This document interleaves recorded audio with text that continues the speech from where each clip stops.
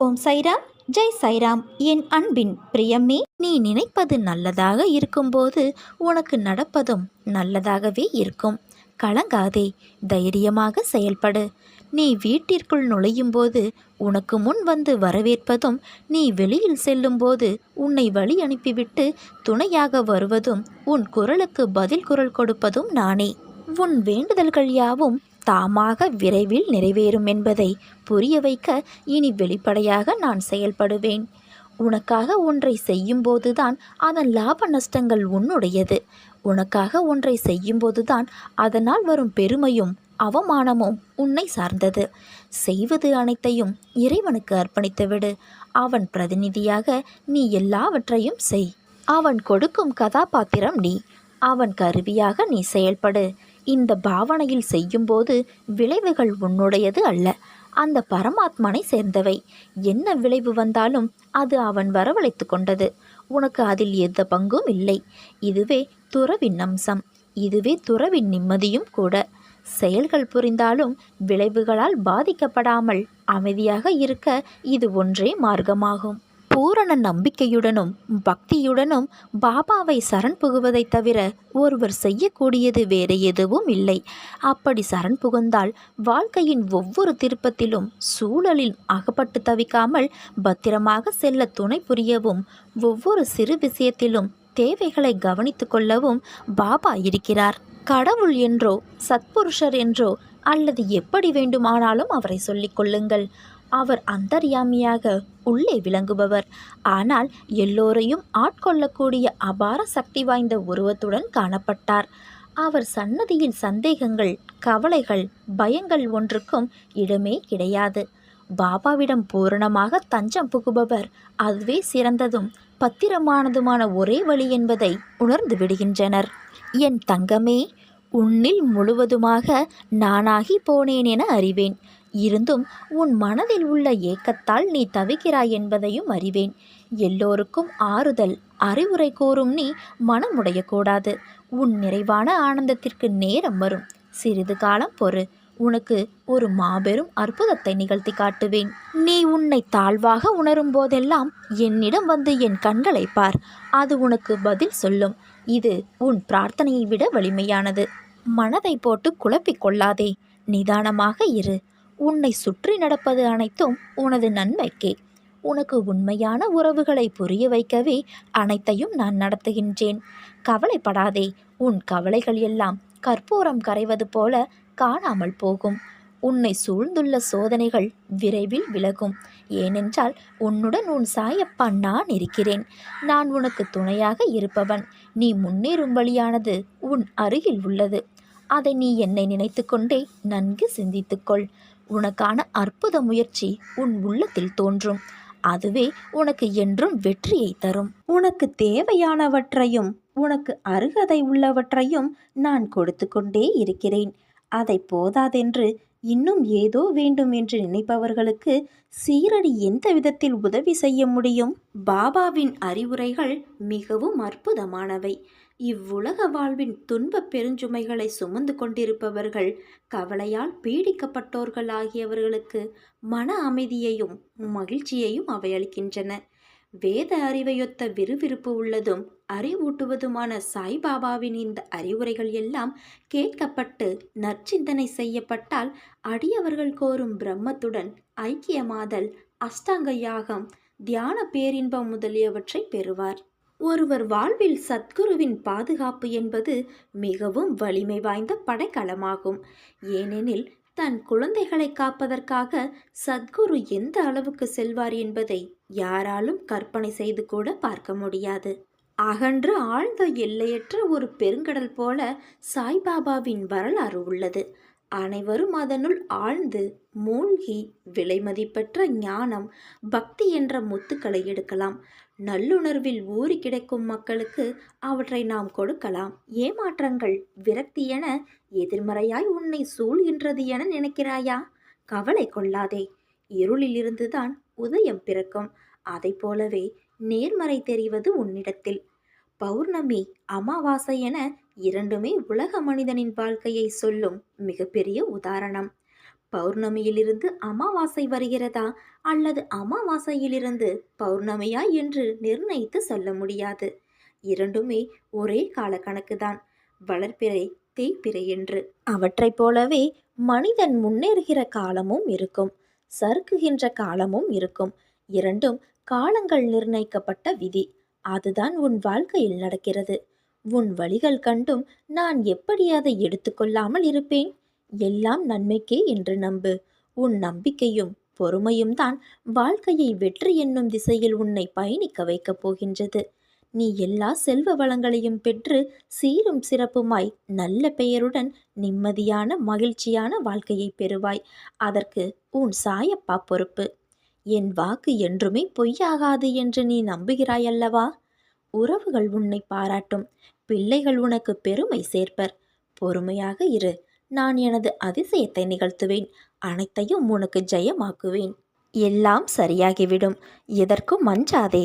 உன்னோடும் உன் குடும்பத்தோடும் நான் என்ற உன் சாய் தேவா இருக்கிறேன். கோடியில் ஒருவருக்கு மட்டுமே கிடைக்கக்கூடிய ராஜயோகம் இன்று உனக்கு அதிர்ஷ்டவசமாக கிடைத்துள்ளது. ஓம் முருகா என்று பதிவிடு. ராஜ வாழ்க்கையை நீ பெறப்போகிறாய் என் தங்கமே. உன் மனம் குளிரப் போகிறது. என் ஆசிர்வாதங்கள் உனக்கு முழுவதும் அதிவிரைவில் கிடைக்கப் போகிறது.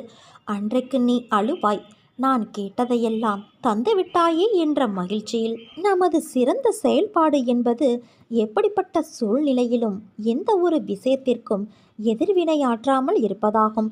யாரோ ஒருவரின் நிராகரிப்பு, ஓர் வார்த்தை, ஒரு கேலி, ஓர் விமர்சனம், ஓர் துரோகம்தான் பலரின் வெற்றிக்கு முதல் அடிப்படை காரணம். நீ உன் கருத்தில் ஒன்றுபட்டு இருந்தால் இந்த உலகமே எதிர்த்தாலும் உன்னை ஒன்றும் செய்ய முடியாது. அதே போல உன் கருத்தில் நீயே முரண்பட்டு இருந்தால் உலகமே உன்னை ஆதரித்தாலும் உன் வாழ்வில் நீ வெற்றி அடைய முடியாது. நீ அடைய நினைத்த இலக்கை அடையும் வரை கல் வந்தாலும் சொல் வந்தாலும் கலங்காமல் முன்னேறு. அனைத்திற்கும் பதில் சொல்லும் உன் வெற்றி. முன்னேறி செல்லும் போது காதுகளை மூடிக்கொள். இல்லையென்றால் உன் காதில் விழும் வார்த்தைகளாலேயே நீ வீழ்ந்து விடுவாய். எந்த பக்கம் பிடித்தாலும் மேல் நோக்கி எரியும் தீபம் போல எந்த நிலை வந்தாலும் ஒரே நிலையில் இரு. அது உன் மதிப்பை உயர்த்தும். எப்போதும் பின்வரிசையில் ஒளியாதே, முன்வரிசைக்கு வா. யாரை சந்தித்தாலும் தைரியமாக அவர்கள் கண்களை பார்த்து பேசு. அவர் எப்பேற்பட்ட பிரபலமாக இருந்தாலும் தலை கவிழ்ந்து தரையில் விரலால் கோலம் போடுவதெல்லாம் வேண்டாம். நீ நடக்கின்ற வேகத்தை அதிகப்படுத்து. நடையில் தெரியும் அந்த சுறுசுறுப்பு, உற்சாகம் உன் செயல் வேகத்தையும் தானாக அதிகரிக்கும். எந்த கூட்டத்திலும் அடுத்தவர்கள் பேசட்டும் என்று காத்திருக்காதே. அங்கே கேட்கிற முதல் குரல் உன்னுடையதாக இருக்க வேண்டும். எந்த நேரமும் உதடுகளில் ஒரு புன்னகையை வைத்திரு. அது தருகிற தன்னம்பிக்கை வேறு எங்கேயும் கிடைக்காது. எப்போதும் எல்லோரிடமும் நேர்மறை வார்த்தைகளை பேசு. எதிர்மறை விஷயங்கள் மீது கவனம் செலுத்தாதே. பலம் என்ன, பலவீனம் என்ன என்பதை பட்டியலிட்டு உன் பலம் மீது நீ உன் கவனத்தை செலுத்து. உன் பெயரை நீ எப்போதும் யாரிடமும் தன்னம்பிக்கையாக கூறு. உன் பிறப்பின் உன்னதத்தை ஆழமாக உணர முடியும். விதைகள் என்றும் தன் வளர்ச்சிக்கு காரணங்களை தேடுவது கிடையாது. நாம் விதைக்கப்பட்டோம், எல்லா தடைகளையும் கடந்து மரமாக உருவெடுப்போம் என்று நினைப்பதுதான் அது வளர்ந்து நிற்க காரணம். அதே போல தன்னை போல இன்னொரு மரம் வளர அது வழி செய்யும். அதே போலத்தான் நீயும் வளர்வாய். விரக்தி, அகங்காரம், துக்கம், கோபம், குழப்பம், மன உளைச்சல் போன்றவைகளுக்கு அதிகம் இடம் கொடுக்காதே. புகழ்ச்சிகளும் அவமானங்களும் மாறி மாறி வரும் போகும். அவையாவும் உன் உள்ளத்தில் தங்கிவிடாதபடி பார்த்துக்கொள். முயற்சியும் நம்பிக்கையும் இல்லாமல் வாழ்க்கையை எதிர்கொள்வது மிக கடினம். உன் எதிர்காலத்தை பற்றி யோசிப்பதில் தவறு இல்லை. ஆனால் நீ அதையே சிந்தித்து கொண்டு தற்போதுள்ள சூழ்நிலையில் கவனமாக செயல்படாமல் நிலைமையை சிக்கலாக்கிக் கொள்கிறாய். வீணான கவலை எந்த விதத்திலும் பலன் தராது குழந்தையே. அதனால் எதற்கும் கலங்காதே. எல்லாம் நன்மைக்கே என்று எடுத்துக்கொள். என்னுடைய குழந்தைக்கு எது நன்மையோ அதை மட்டுமே நான் அளிப்பேன். கைகூட வேண்டிய செயல்கள் தாமதமானாலும் தப்பாமல் உனக்கு வேண்டிய நல்லது நிச்சயம் கிடைக்கும், நிச்சயம் நடக்கும். உனக்கு எல்லா சூழ்நிலைகளிலும் நான் துணை நிற்பேன். என் வார்த்தைகள் மீது நம்பிக்கை வைத்து செயல்படு. மீதியை நான் பார்த்துக்கொள்கிறேன். நீ என்னிடம் வந்த பிறகு கூட ஏன் வீணாக புலம்பிக் கொண்டு இருக்கிறாய்? எதுவானாலும் என் மேல் சுமத்திவிட்டு உன் வேலையை நீ பார். அதற்கு மேல் ஆக வேண்டியதை நான் பார்த்துக்கொள்கிறேன். என் அன்பு குழந்தையே, உனக்கு இப்போது வந்திருக்கும் சோதனைகள் நிரந்தரமில்லை. சோதனையை தோற்கடித்து போராடுவதற்கு சக்தியை நான் உனக்கு அளிப்பேன். நிச்சயம் உன் வாழ்வில் நீ ஜெயிக்கப் போகிறாய் குழந்தையே. நீயும் இப்போது துன்பத்தால், கவலை, கஷ்டத்தால், வாழ்வில் ஏற்பட்ட பிரச்சனையால், பலவித தடைகளால் சோர்ந்திருந்தாலும் கவலைப்படாதே. உன் பயணம் நிச்சயம் தொடரும். கைப்பொருளை இழந்து திண்டாட்டமா? வெற்றி பெற முயற்சித்து தோல்வியடைந்து உட்கார்ந்திருக்கிறாயா? சிரிப்பும் சந்தோஷமும் கிடைக்கும் என எதிர்பார்த்த வாழ்வில் அடியும் அழுகையுமாய் உள்ளதா? வீட்டை அழுக்காக்க பிள்ளை வரம் கேட்டு வெகு காலமாய் அழகான வீடும் அழுத முகமுமாக இருக்கிறாயா? பயப்படாதே, உன் பயணம் இத்தோடு முடிந்து விடுவதில்லை. இதோ நான் உனக்காக இருக்கின்றேன். நான் மீண்டும் உன் பயணத்தை தொடங்கி வைப்பேன். தைரியத்தோடு எழுந்திரு என் குழந்தையே. ஏன் என் மீது உனக்கு இவ்வளவு கோபம்? உன் உடம்பில் ஏற்பட்ட காயத்திற்கு வலியால் துடிக்கின்றாய். ஆனால் எனக்கு அதைவிட உன் மனவழிதான் பெரிதாக தெரிகிறது. அதனால் நான் சரி செய்ய அதிகம் கவனம் கொண்டுள்ளேன். உடம்பில் ஏற்பட்ட காயத்தை விட உன் மனதில் ஏற்பட்ட காயம் என்பது மலை போன்றதாய் இருக்கிறது. மற்றவர்களது வார்த்தைகள் உன் மனதில் வடுவாய் தேங்கி நிற்கிறது. அதை நான் சரி செய்கின்றேன். அந்த வழி எப்படி இருக்கும் என்று தெரிந்தும் நீ மற்றவர்களை வார்த்தைகளால் புண்படுத்தலாமா? அவர்களுக்கும் அது காயம்தானே. ஒருவனுக்கு உண்மையான எதிரி வெளியே இருப்பவர்கள் அல்ல, அவனுடைய மனம்தான் முதல் எதிரி. உனக்கு ஒரு நிகழ்வுகள் நடந்தால் அதை மிக பெரிதாக சித்தரிப்பதும் உன் மனம்தான். அதை சிறியதாக சித்தரிப்பதும் உன் மனம்தான். உன் பகைவன் கூட எண்ணாத எண்ணங்களை உன் மனம் எண்ணமிடும். உன் மனம் என்பது அது அப்படி நடந்துவிடுமோ, இப்படி நடந்துவிடுமோ என்று ஒரு கற்பனை பயத்தை உணர வைத்துவிடும். நீ நல்லது நினைத்தாலும் அதை உனக்கே வேறு முகமாக சித்தரிப்பது உன் மனம்தான். அந்த நிமிடம் மௌனமாக அதை கடக்கச் செய்து அந்த எண்ணத்தை துடைத்து எறி. இப்படி செய்தால் உன் மனம் என்பது உனக்கு பகைவனாக இல்லாமல் தோள் கொடுக்கும் தோழனாக இருக்கும். நம் மனம் நல்லது கெட்டது என எல்லாம் நிறைந்ததுதான். உன்னுடைய நல்லதை பிறருக்கு நல்லதாக மாற்று. கெட்டதை வென்று அதை உனக்கான நியாயத்தை உணர்த்தும் நியாயமான பாதையாய் மாற்று. இதற்கான அர்த்தம் என்ன என்பதை நான் கூறுகிறேன் கேள். தீயில் கையை நீட்டினால் சுடும் என்பதை அறிந்து நீ கையை தள்ளி வைத்தாய் என்றால் அதை புரிந்து நீ நடந்தாய் என்பது அர்த்தம். அதற்கு மாறாக புரிந்தும் நான் கையை விடுவேன் என்று சொன்னால் அதற்கான பலனை நீ கடந்தாக வேண்டும். ஒருவனுக்கு நல்லது கெட்டது என இரண்டும் தோன்றும். ஆனால் கெட்டதை நீ எவ்வாறு நல்லதாக மாற்றிக்கொள்கிறாய் என்பதில்தான் உன் உண்மையான முன்னேற்றம் அடங்கியிருக்கிறது. கெட்டதை நினைப்பது என்னுடைய குணம் அல்ல, அது அறநெறி அல்ல. உன் அன்னையான நான், உன் தந்தையான நான், உனக்கு ஒரு நல்ல குருவான நான் உனக்கு அப்படி புகட்டவில்லை என்று நீ நினைத்தால் உன்னிடம் தோன்றும் எல்லாமே நல்லதாகவே மாறும். நீ என் பிள்ளையாகிவிட்டாய். உன்னில் இருக்கும் அனைத்துமே அறநெறிக்கு உட்பட்டதாக நீதி பாதையிலும் உலக நியதியிலும் வாழ வைப்பேன். உன்னிடம் உனக்கே பிடிக்காத குணங்களை நீ உணர்ந்திருப்பாய். அதை நெறிப்படுத்தி எது நல்லது என்பதை உன் அறிவு அதை உணர வேண்டும் என்பதற்காகவே சில நிகழ்வுகளை உனக்கு நான் நிகழ்த்தியுள்ளேன். அதனால் பயப்படாதே. உன்னை நல்ல பாதையை பின்பற்ற வைப்பது என் கடமை. அதில்தான் எனக்கு ஆனந்தமும் இருக்கிறது. நீ நம்பிக்கையோடு இரு, நல்லதே நடக்கும். நீ ஏங்கிய ஒன்றை நான் உனக்கு தரப்போகிறேன். உன் பல நாள் போராட்டம் முடிவுக்கு வரப்போகிறது குழந்தையே. நீ வருந்தி பேசிக்கொண்டிருந்ததை நான் கேட்டேன். என்னுடைய எல்லா முயற்சியிலும் தடங்கள் போல இருக்கிறது. என்னால் எதிலும் முழு மனதால் செயல்பட முடியவில்லை என்று, பிரச்சனைகள் இருப்பது உண்மை என்று எந்த அளவிற்கு உன் மனம் நம்புகிறதோ அதே போல அதற்கும் தீர்வு இருக்கும் என்பதை உன் மனம் நம்ப வேண்டும். அந்த தீர்வை நோக்கி செல்ல முடியாமல் தவிக்கிறாய். உன் பிரார்த்தனைகள் நிச்சயமாக உனக்கு தீர்வு தர காத்திருக்கின்றன. நீ பிரச்சனைகள் எவ்வளவு பெரியது என்று ஆராயாமல் அதற்கென இருக்கும் ஒரு சிறிய தீர்வை கண்டுபிடி. அதற்குத்தான் நான் உனக்கு சக்தி தருகிறேன். அந்த சக்தியை கவலைகளில் இழக்காதே. உன்னால் முடியும் பிள்ளையே. உனக்கான தீர்வை நீ கண்டடைவாய். நீ நிதானத்தை இழக்காதவரை உனக்கு தோல்வி இல்லை. உலகில் உள்ள ஒவ்வொரு மனிதனுக்கும் தனித்தோர் ஆற்றல் உண்டு. அதனால் உனக்கும் ஒரு ஆற்றல் உண்டு.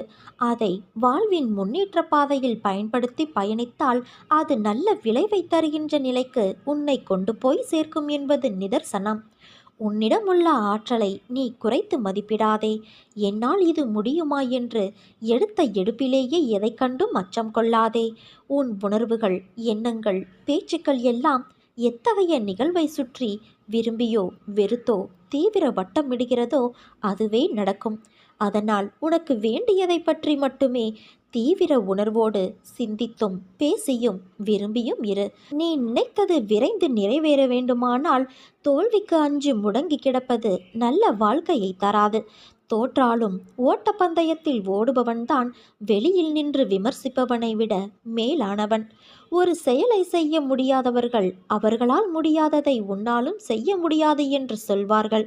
சொல்பவர்கள் சொல்லட்டும். அவர்களிடம் நீ காது கேட்காதவராக இருப்பதே சில நேரங்களில் பொருத்தமானது. நீ உன் வழியில் சென்று கொண்டே இரு. நிச்சயம் வெற்றி உனக்கே. கவலை கொள்ளாதே குழந்தையே. இந்நிலை கூடிய விரைவில் மாறும்.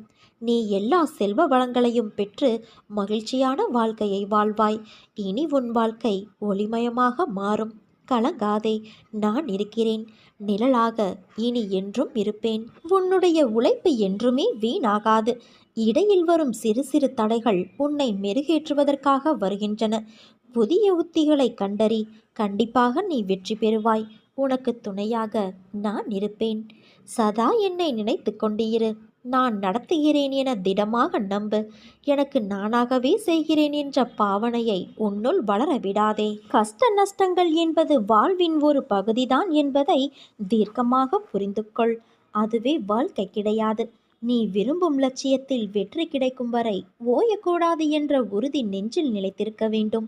அப்போதுதான் உன்னால் சுடர்விட்டு பிரகாசிக்க முடியும்.